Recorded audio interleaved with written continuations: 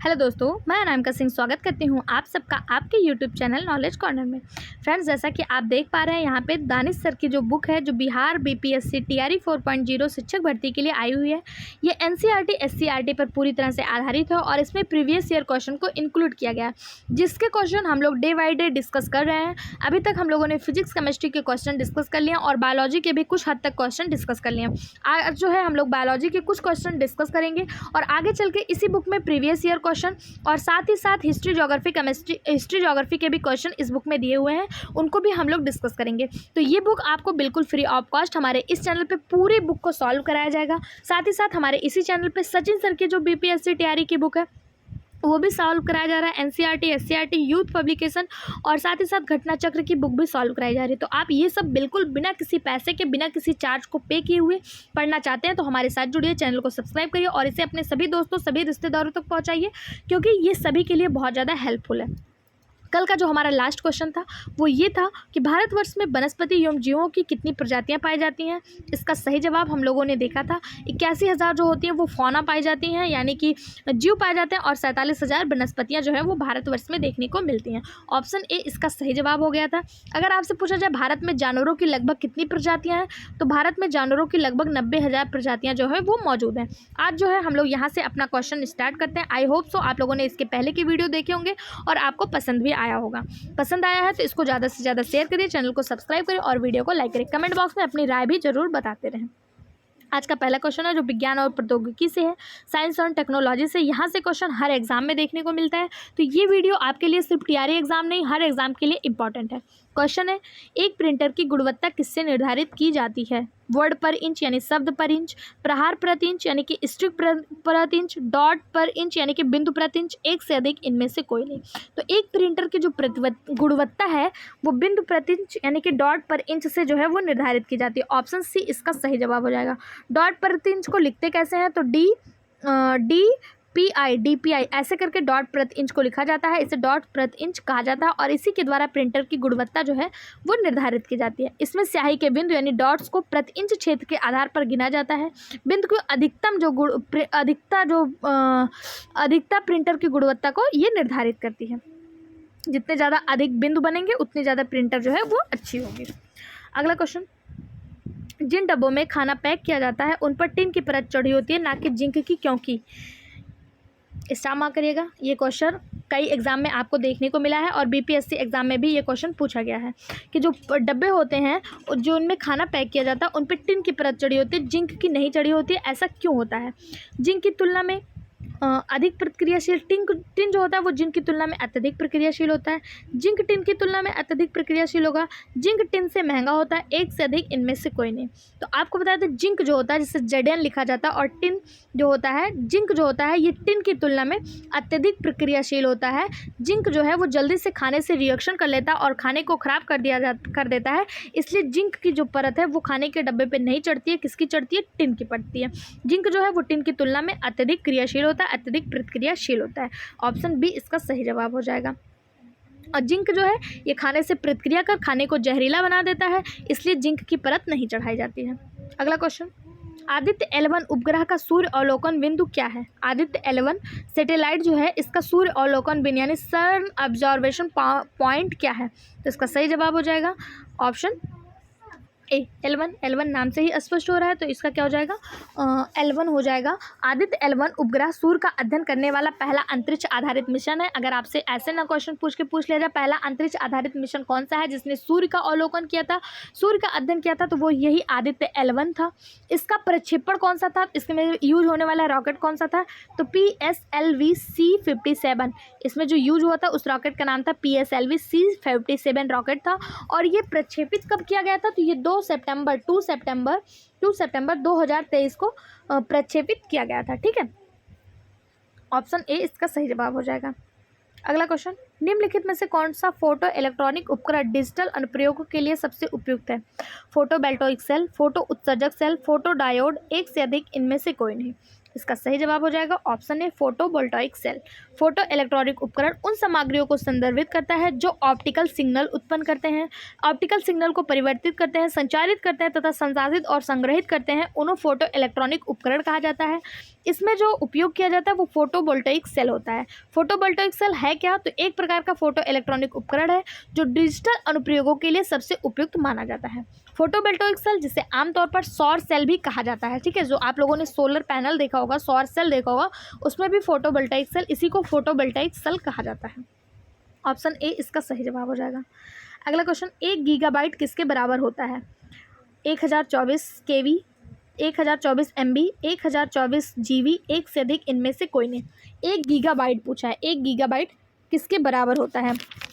इसका जो सही जवाब हो जाएगा वो हो जाएगा ऑप्शन बी, 1024 MB। देखिए, जब आप डाटा यूज करते हैं तो 1 GB डाटा में आपका 1024 MB होता है। ये जो हम लोग अनलिमिटेड, अभी तो अनलिमिटेड 5G डाटा आने, मतलब 5G जब से आ गया तब से अनलिमिटेड डाटा आने लगा, लेकिन इसके पहले जो हम लोग लिमिट में हमको डाटा मिलता था, 2 GB, 1 GB, 1.5 GB डाटा मिलता था, तो हम लोग MB पर बहुत ध्यान देते थे कि हमारी कितनी MB यूज हो गई है। तो 1024 MB जब यूज हो जाती है ना, तो 1 GB डाटा, 1 गीगाबाइट डाटा जो है वो ख़त्म हो जाता था, ठीक है। उसी प्रकार आपसे अगर पूछ ले 1 किलोबाइट में कितने बाइट्स होते हैं, 1 किलोबाइट्स में कितने बाइट्स होते हैं, तो 1024 बाइट्स होते हैं। 1 किलोबाइट में 1024 बाइट्स होते हैं। 1 मेगाबाइट यानी कि 1 मेगाबाइट में 1024 1 मेगाबाइट में 1024 किलोबाइट होते हैं। उसी तरह 1 TB में यानी 1 टेराबाइट में 1024 गीगाबाइट होते हैं, ठीक। अगला क्वेश्चन, निम्नलिखित में से कौन सा प्रदूषण जनित विकार है? फ्लोरोसिस, कुष्ठ रोग, निमोनकोनियोसिस, एक से अधिक इनमें से कोई नहीं। इसका सही जवाब हो जाएगा ऑप्शन डी। ऑप्शन डी यानी कि जल प्रदूषण जनित रोग कौन सा है? तो फ्लोरोसिस और निमोनोकोसिस, ये दोनों ही प्रदूषण जनित रोग है। फ्लोरोसिस क्या है? तो यह एक प्रकार का दूषित जल से उत्पन्न होने वाला रोग है, जिसमें जल में फ्लोराइड की मात्रा जो अधिकता हो जाती है, उसी के कारण जो होता है वो फ्लोरोसिस नामक बीमारी होती है। और इसका असर किस पे जाता है? तो दांतों पर और हड्डियों में जाता है, ठीक है। और बात करें न्यूमोकोनियोसिस, तो ये क्या है? तो यह एक फुसफुस यानी कि फेफड़े संबंधित रोग है, जो सामान्यतः व्यावसायिक व्यवस्था में कुछ धूल कणों के अंतः श्वसन के कारण होता है, ठीक है। और बात करें कुष्ठ रोग, तो ये कुष्ठ रोग क्या है? तो इसे हिंसन रोग भी कहा जाता है। यह किसके कारण होता है? तो यह प्रदूषण के कारण नहीं होता है, यह जीवाणु के कारण होता है। किसके कारण होता है? लेप्रोसी किसके कारण होता है? जीवाणु के कारण उत्पन्न होने वाला रोग है। वह जीवाणु कौन सा है जो कुष्ठ रोग यानी कि लेप्रोसी उत्पन्न करता है? तो माइकोबैक्टीरियम लेप्री नामक एक जीवाणु होता है, जिससे कुष्ठ रोग यानी कि लेप्रोसी होता है। और इसी कुष्ठ रोग का एक और नाम है जिसे हैंसन डिजीज के नाम से जाना जाता है, ठीक है। ऑप्शन ए और ऑप्शन सी इसका सही जवाब हो जाएगा कि प्रदूषित जनित जो रोग है वो 2 हैं, तो ऑप्शन डी इसका सही जवाब हो जाएगा। अगला क्वेश्चन, इलेक्ट्रिक फ्यूज किस पर कार्य करता है? तार का रासायनिक प्रभाव, तार का चुंबकीय प्रभाव, धारा का ताप प्रभाव, उपयुक्त में से एक से अधिक इनमें से कोई नहीं। इलेक्ट्रिक फ्यूज यानी विद्युत फ्यूज जो है वो किस पर कार्य करता है? तो इसका सही जवाब हो जाएगा option C, heating effect of current पर, धारा का ताप प्रभाव पर कार्य करता है। ऑप्शन सी इसका सही जवाब हो जाएगा कि एक विद्युत फ्यूज धारा के तापीय प्रभाव पर कार्य करता है, ठीक। ऑप्शन सी इसका सही जवाब हो जाएगा। अगला क्वेश्चन, निम्नलिखित में से कौन सा जानवर गर्म रक्त वाला होता है? मेढक, मगरमच्छ, मछली, एक से अधिक इनमें से कोई नहीं। इसके पहले की वीडियो अगर आपने देखे हैं तो इसका जवाब आपको पता होगा, क्योंकि इसको बहुत अच्छे ट्रिक के माध्यम से मैंने आपको याद कराया था कि गर्म ब्लडेड यानी कि वार्म ब्लडेड जो एनिमल होते हैं वो कौन से होते हैं। तो आपने एक गाड़ी का नाम सुना होगा BMW गाड़ी का नाम सुना होगा। तो W से हो गया वार्म ब्लडेड, और B से हो गया बर्ड, और M से हो गया मैमल्स। तो BMW के नाम से आप इसको याद कर सकते हैं। यहाँ से वार्म ब्लडेड कौन कौन से होते हैं? बर्ड और मैमल वार्म ब्लडेड होते हैं। इनके अलावा रेप्टाइल्स, एम्फीबियंस और फिशेस, ये तीनों क्या होते हैं? कोल्ड ब्लडेड होते हैं। तो ऑप्शन में आप देख लीजिए, आपको बर्ड और मैमल कहाँ पे देखने को मिल रहा है? मेढक क्या है? ये एम्फीबिया है। मगरमच्छ क्या है? ये रेप्टाइल है। और फिश जो है ये पिसीज में आता है यानी फिशेज में आता है। तो तीनों ही आपके जो है वो ये कोल्ड ब्लडेड है। इसका जो सही जवाब हो जाएगा वो हो जाएगा ऑप्शन ई, इनमें से कोई नहीं। गर्म ब्लडेड कौन होते हैं? स्तनधारी और पक्षी, मैमल्स और बर्ड, ये जो होते हैं ये गर्म ब्लडेड वाले होते हैं, ठीक। अगला क्वेश्चन, ड्राई आइस क्या है? ड्राई आइस क्या है? ठोस नाइट्रोजन, ठोस ऑक्सीजन, ठोस कार्बन डाइऑक्साइड, एक से अधिक इनमें से कोई नहीं। तो इसका जो सही जवाब हो जाएगा वो हो जाएगा ऑप्शन सी, ठोस carbon dioxide. Solid carbon dioxide को ही ड्राई आइस के रूप में व्यक्त किया जाता है। सॉलिड CO2 को सूखी बर्फ को ठोस कार्बन डाइऑक्साइड के रूप में व्यक्त किया जाता है। इसे सूखी बर्फ़ भी कहा जाता है क्योंकि यह गर्म होने पर तरल में नहीं बदलता है। इसके बजाय क्या होता है, यह सीधे कार्बन डाइऑक्साइड में परिवर्तित हो जाता है, इसलिए इसे जो है ड्राई आइस के नाम से जाना जाता है। ठीक, ऑप्शन सी इसका सही जवाब हो जाएगा। अगला क्वेश्चन, ओजोन के बारे में कुछ तथ्य है, यानी कि यहाँ पे कुछ ऑप्शन दिए हैं और पूछा है कि यह कौन सा इसमें से ओजोन को संदर्भित करता है। या उच्च तरंग दैर्ध्य विकिरण को अवशोषित करता है, या वायुमंडल की सबसे स्थिर गैस है, या मेसोस्फीयर में पाया जाता है, एक से अधिक इनमें से कोई नहीं। तो आपको बता दें, ओजोन जिसे O3 कहा जाता है, वो जो होता है ओजोन, इसका फॉर्मूला क्या होता है, O3 होता है। तो यह वायुमंडल के क्षोभ मंडल यानी कि जो सबसे निचला परत होता है, क्षोभ मंडल, ट्रोपोस्फियर और समताप मंडल, यानी कि जो ट्रोपोस्फियर के ऊपर होता है, समताप मंडल और क्षोभ मंडल दोनों में पाया जाता है। या निम्न उच्च तरंग विकिरण को अवशोषित करता है। तो ये जो होता है, ये उच्च तरंग विकिरण को अवशोषित नहीं करता है, ये बल्कि क्या करता है, कम यूवी रेज यानी कि कम अल्ट्रावायलेट रेज होती हैं, उनको अवशोषित करता है। ठीक है, जिसमें विशेषकर यूवी और यूवीसी ये जो होते हैं, इनको अवशोषित करता है। ये उच्च को नहीं करता, किसको करता है, निम्न को करता है। ओजोन जो होता है, ये नाइट्रोजन और ऑक्सीजन जैसी अन्य वायुमंडलीय गैसों की तुलना में अस्थिर अणु होता है। और यहाँ पे क्या दिया है कि ये स्थिर अणु होता है, स्थिर दिया है, लेकिन ये स्थिर नहीं होता। कैसा होता है, अस्थिर होता है अन्य गैसों की तुलना में। और ये पाया कहाँ जाता है, तो ये मेसोस्फीयर में नहीं, ये स्ट्रेटोस्फीयर यानी कि समताप मंडल और क्षोभ मंडल में पाया जाता है, ट्रोपोस्फीयर में पाया जाता है। तो इसका जो सही जवाब हो जाएगा वो जाएगा ऑप्शन ही, इनमें से कोई नहीं। अगला क्वेश्चन, अम्ल वर्षा के लिए जिम्मेदार प्रदूषक हैं कार्बन डाइऑक्साइड, वाटर वेपर यानी कि जलवाष्प और क्या दिया हुआ है तीसरा, SO2 यानी कि सल्फर ऑक्साइड। इसका जो सही जवाब हो जाएगा वो हो जाएगा ऑप्शन डी, उपयुक्त में से एक से अधिक। CO2 carbon dioxide, water vapour जिसे H2O कहते हैं, वाटर वेपर, और इसके साथ साथ SO2 यानी कि सल्फर ऑक्साइड, ये तीनों ही जो है वो अम्ल वर्षा के लिए जिम्मेदार होते हैं। ये जो रुकिए आपको बताते हैं, ये तीनों ही अम्ल वर्षा के लिए जिम्मेदार होते हैं। जो वायुमंडल में पाया जाने वाला जो SO2 है, ये जब वायुमंडल में उपस्थित H2O यानी कि जल वाष्प से अभिक्रिया करता है तो ये क्या बनाता है, H2SO4 बना लेता है, जिसे सल्फ्यूरिक एसिड कहते हैं। उसी तरह NO जो होता है, NO2 जो होता है, ये जब जल वाष्प के साथ अभिक्रिया करता है तो HNO3 बना लेता है।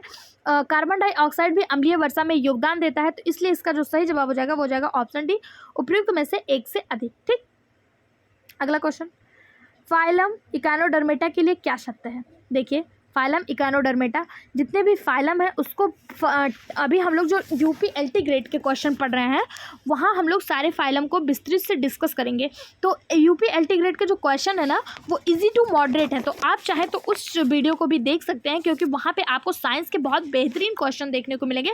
फ्रेंड्स, BPSC जो है ना 6 to 8 वो कहने के लिए है, यहाँ पर 12th तक के क्वेश्चन जो है वो आपको देखने को मिलते हैं। जैसे देखिए, फाइलम इकानोडर्मेटा पूछ लिया, फाइलम इकानोडर्मेटा जितने भी फाइलम प्रोटोजोआ से लेकर फाइलम कॉर्डेटा तक सारे इंपॉर्टेंट क्वेश्चन हम लोग टेक्सोनॉमी पढ़ने के बाद फाइलम ही डिस्कस करने वाले हैं। तो आप उस वीडियो को भी जरूर देखिए जो UPLT ग्रेड के लिए चल रहा है। अगर आप साइंस बैकग्राउंड से हैं वो भी आपकी तैयारी में बहुत महत्वपूर्ण भूमिका निभाएगी। और वो जो है वो यूथ पब्लिकेशन की जो UPLT ग्रेड की बुक है वहाँ से सॉल्व कराया जा रहा है। यूथ पब्लिकेशन में NCERT SCERT से इंपॉर्टेंट क्वेश्चन जो है वो प्रिंटेड होते हैं और वो भी आपके लिए बहुत ज़्यादा इंपॉर्टेंट है। फाइलम इकानोडर्मेटा के लिए क्या सत्य है, तो फाइलम इकानोडर्मेटा जो है ये टिप्लोब्लास्टिक होते हैं, बिल्कुल सही बात है। और इनमें जो है वो सिलोमिक कैविटी पाई जाती है। इनके पास एक विशिष्ट जल संवहन प्रणाली होती है, ये भी बिल्कुल सही बात है। ये विशुद्ध रूप से स्वतंत्र रूप से रहने वाले समुद्री जीव हैं, ये भी बिल्कुल सही बात है। यानी कि फाइलम इकानोडर्मेटा के बारे में तीनों ही ऑप्शन बिल्कुल सही हैं। ऑप्शन डी इसका सही जवाब हो जाएगा, उपयुक्त में से एक से अधिक। अगला क्वेश्चन है, निम्नलिखित में से कौन सा अंतःस्रावी ग्रंथि नहीं है। अंतःस्रावी ग्रंथि नहीं है यानी कि वो बाह्यस्रावी है। ऑप्शन दिया है थायराइड, पिट्यूटरी, अश्रु ग्रंथि, एक से अधिक इनमें से कोई नहीं। ग्रंथियां 3 प्रकार की होती हैं, अंतःस्रावी, बाह्यस्रावी और मिक्स ग्लैंड। मिक्स ग्लैंड इकलौती ग्लैंड है जिसे आप पैनक्रियाटिक ग्लैंड के नाम से जानते हैं। इसके पहले की वीडियो में पैनक्रियाटिक ग्लैंड क्या होती है, इसका फंक्शन क्या है, इसका कार्य क्या है, सब कुछ हमने बहुत अच्छे से डिस्कस किया। अगर आप इसके पहले की वीडियो नहीं देखे हैं तो उस वीडियो को भी जरूर देखिए। ठीक है, आज हम बात करेंगे इनमें से अंतःस्रावी ग्रंथि कौन सी नहीं है। Thyroid gland, pituitary gland, lacrimal gland जिसे अश्रु ग्रंथि कहते हैं, एक से अधिक इनमें से कोई नहीं। इसका सही जवाब हो जाएगा ऑप्शन सी लैक्रिमल ग्लैंड। यही अश्रु ग्रंथि जो होता है, आपने देखा होगा जब आपके आंखों से आंसू बहता है तो वो बाहर की तरफ बहता है, अंदर नहीं जाता है। तो ऐसी चीज़ें जो अपने बाह्य पदार्थ को, अपने लिक्विड को बाहर की तरफ छोड़े, शरीर के अंदर ना छोड़कर, किसी नली के माध्यम से ना छोड़ के ऐसे ही छोड़े, वो बाह्य स्रावी ग्रंथि होती है। तो ऑप्शन सी इसका सही जवाब होगा। जबकि पिट्यूटरी ग्लैंड और थायराइड ग्लैंड जो होता है यह अंतःस्रावी ग्रंथि होता है। अगर आपसे पूछ ले मिक्स ग्लैंड क्या होता है, मिक्स ग्लैंड के अंतर्गत कौन सी आती है, तो पैनक्रियाटिक ग्लैंड जो होता है वो मिक्स ग्लैंड के अंतर्गत आती है। ठीक। पिट्यूटरी ग्लैंड, इसका कार्य क्या होता है, तो पिट्यूटरी ग्लैंड जो है ये हार्मोन्स, कई प्रकार के हार्मोन्स स्रावित करते हैं और शारीरिक प्रतिक्रियाओं को विनियमित करते हैं। वहीं पे थायराइड ग्रंथि जो है ये भी हार्मोन्स उत्पन्न करती है और चयापचय को नियंत्रित करती है। ठीक है। लैक्रिमल ग्लैंड आंसू का निर्माण करती है। तो ऑप्शन सी इसका सही जवाब हो जाएगा लैक्रिमल ग्लैंड। ये अंतःस्रावी ग्रंथि नहीं है, यानी कि ये बाह्यस्रावी ग्रंथि है। ऑप्शन सी इसका सही जवाब हो जाएगा। अगला क्वेश्चन, वायुमंडल में ऑक्सीजन का मुख्य और शीर्ष स्रोत क्या है? वन पौधा और प्रकाश संश्लेषण, सागरीय पौधा और प्रकाश संश्लेषण, घास के मैदान, पारिस्थितिकी तंत्र द्वारा प्रकाश संश्लेषण, एक से अधिक इनमें से कोई नहीं। ठीक है। प्रकाश संश्लेषण का मुख्य स्रोत पड़ा है, तो हम लोग बचपन से पढ़ते आ रहे हैं कि प्रकाश संश्लेषण जो होता है वो पौधों के द्वारा किया जाता है। लेकिन आपको बता दें, हमारे वायुमंडल में जो ऑक्सीजन सबसे ज़्यादा उत्पादित करते हैं ना, वो सागरीय पौधे होते हैं। सागरीय पौधे जो है वो सबसे ज़्यादा ऑक्सीजन का उत्पादन करते हैं और ये हमारे वायुमंडल में सबसे ज़्यादा कार्बन डाइऑक्साइड को अवशोषित करते हैं। इसलिए फ्रेंड्स, आप लोग से अनुरोध है, अगर आप समुद्री एरिया में, नदी के किनारे घूमने टहलने जाते हैं तो वहाँ पे कूड़ा करकट, प्लास्टिक के बैग्स, प्लास्टिक के बॉटल ना फैलाएं, क्योंकि उसकी वजह से क्या होता है कि जो सागरीय पौधे होते हैं उनमें सूर्य का प्रकाश जो है वो पहुँच नहीं पाता, जिसकी वजह से उनका फोटोसिंथेसिस की प्रक्रिया बाधित होती है और उनकी मृत्यु हो जाती है और हमारे वातावरण में उपस्थित जो कार्बन डाइऑक्साइड है उनको वो सक नहीं कर पाते हैं, ऑक्सीजन को हमें दे नहीं पाते हैं। इसलिए आपसे अनुरोध है कि वहाँ पे आप गंदगी बिल्कुल भी ना फैलाएं, क्योंकि सबसे ज़्यादा ऑक्सीजन हमारे जीवित रहने के लिए जो प्राप्त होता है वो हमें सागरीय पौधों के प्रकाश संश्लेषण के द्वारा प्राप्त होता है। ऑप्शन बी इसका सही जवाब हो जाएगा। अगला क्वेश्चन, निम्नलिखित में से कौन सा एक पौधे का हार्मोन्स है? साइटोकाइनिन, इंसुलिन, एस्ट्रोजन, उपयुक्त में से कोई नहीं, एक से अधिक। तो पूछा है कि वो कौन सा हार्मोन्स है जो पौधे द्वारा स्रावित होता है, तो इसका सही जवाब हो जाएगा ऑप्शन ए साइटोकाइनिन। साइटोकाइनिन क्या है, तो यह एक पादप हार्मोन्स है, एक प्लांट हार्मोन्स है जो पौधों की जड़ों और टहनियों के विभाजन में भूमिका निभाता है। यानी कि पौधे के जड़ और उनकी टहनियों का जो विभाजन होता है, उनके जो सेल डिवीजन होता है, उसमें कौन सहायता करता है, तो ये साइटोकाइनिन नामक हार्मोन्स होता है वो सहायता करता है। वहीं पे इंसुलिन और एस्ट्रोजन जो है ये एनिमल हार्मोन्स है। कैसा है? एनिमल हार्मोन्स है। अगला क्वेश्चन, वायुमंडल को अपनी अधिकांश ऊर्जा किससे प्राप्त होती है? लंबी तरंग स्थलीय विकिरण, छोटी तरंग स्थलीय विकिरण, सूर्य, एक से अधिक इनमें से कोई नहीं। इसका सही जवाब हो जाएगा option a long wave traditional radiation के द्वारा वायुमंडल को अपनी अधिकांश ऊर्जा जो है वो प्राप्त होती है। सूर्य प्रारंभिक ऊर्जा को लघु तरंग विकिरण के रूप में प्रदान करता है। पृथ्वी की सतह इस ऊर्जा को अवशोषित करती है और फिर इसे दीर्घ तरंग यानी कि लॉन्ग वेव टेरेस्ट्रियल रेडिएशन में परिवर्तित कर देती है और वहाँ से ऊर्जा उत्स्थापित करती है, जिससे वायुमंडल में ग्रीन हाउस गैसों द्वारा अवशोषित किया जाता है और जिससे गर्मी होती है। ऑप्शन ए इसका सही जवाब हो जाएगा। अगला क्वेश्चन, सोनार तकनीक का उपयोग किस लिए किया जाता है? पानी के नीचे पहाड़ियों का पता लगाने के लिए, हिमखंडों का पता लगाने के लिए, समुद्र की गहराई का पता लगाने के लिए, एक से अधिक इनमें से कोई नहीं। एक मिनट रुकिए। सोनार का फॉर्मूला भी आपसे, सोनार का फुल फॉर्म भी आपसे एग्जाम में पूछ लिया जाता है।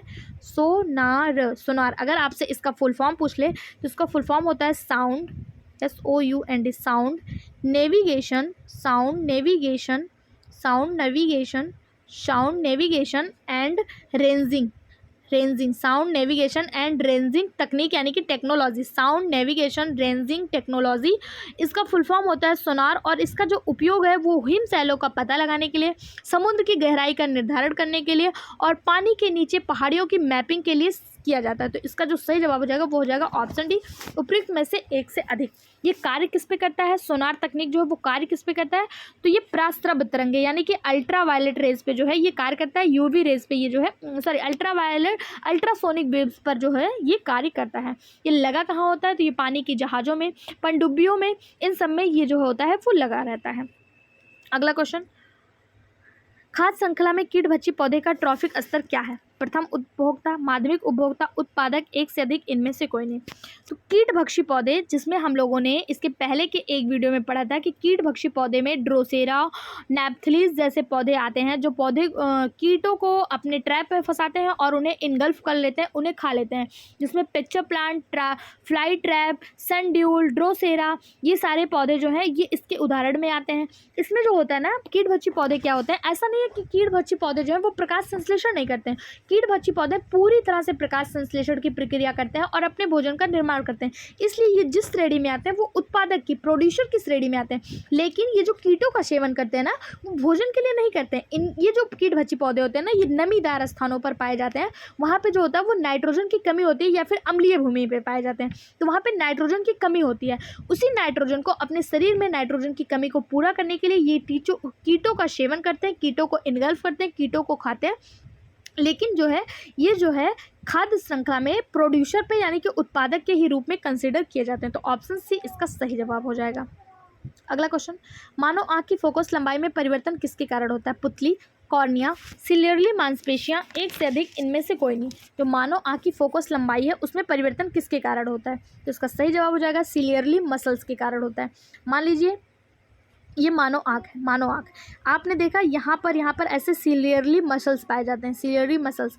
इसकी जो फोकस लंबाई में परिवर्तन होता है ना, वो इसी के कारण होता है। सिलियरली मांसपेशियाँ सिकुड़ती हैं, तो वो लेंस, ये जो लेंस होता है इसको मोटा बना देती हैं, जिससे निकट दृष्टि के लिए इसकी ऑप्टिकल शक्ति बढ़ जाती है, यानी कि नज़दीक की चीज़ें जो है वो देखने लगती है। जब आप कोई नज़दीक की चीज़ देखें, आपने देखा आँख कर क्या आँखें फाड़ फाड़ के देख रहे हो, आँखें फाड़ फाड़ के देखने, कोई नज़दीक की चीज़ आपको नहीं दिख रही ना, तो आप खूब तेज़ आँखें फैला के देखते हैं, तो यही सिलियरली मांसपेशियाँ क्या होती है, फैल जाती हैं, जिससे निकट की चीज़ों को देखने में आपको आसानी प्राप्त होती है।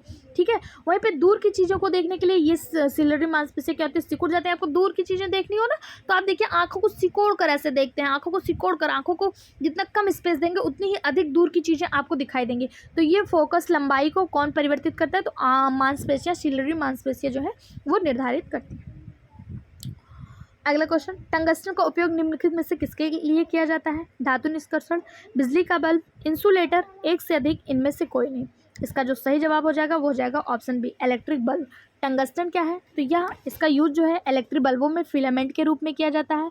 क्यों किया जाता है? क्योंकि इसका जो गलनांक है वो उच्च होता है और यह विद्युत का अच्छा चालक होता है, इसलिए इसका यूज जो है वो बिजली के बल्बों में किया जाता है। ऑप्शन बी इसका सही जवाब हो जाएगा।